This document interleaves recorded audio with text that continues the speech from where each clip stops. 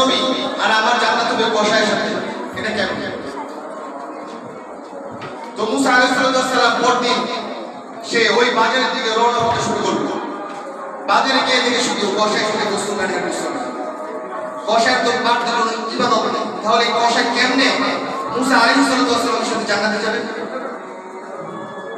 তখন মুসা আলাইহিস সালাম সারাদিন দাঁড়াচ্ছেন সেই বাজারে গেছে।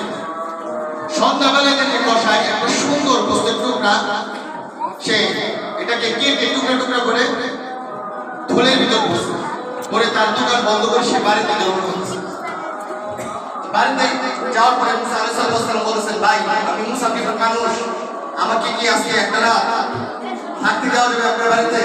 তো কষায় বলছে, ঠিক আছে ভাই, সমস্যা আছে, আমি তো মুসাফির মানুষকে বুঝতেছি, কোনো সমস্যা নেই, থাকে নাকি আমার বাড়িতে। তো মুসা আলাইহিস সালাম দেখলো ওই কষায় লোকটা মানে ঘরের ভিতরে ঢুকে একটা বৃদ্ধ মহিলাকে বিয়ে করেছে।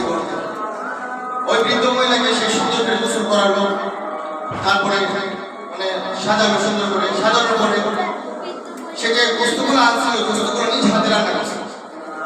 রান্না করে এই বুড়া মহিলাকে সে মুখে ওটাই খাওয়াইছে। আর বুড়া মহিলা কান্না করতেছে আর মনে মনে কি জানি করে বলতেছে।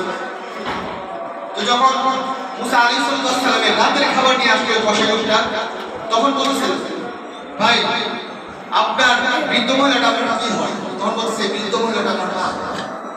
পরে বলতেছে যে বৃদ্ধ মহিলাটা আপনার কি বলতেছেন যখন আপনি খাওয়াইতেছিলেন?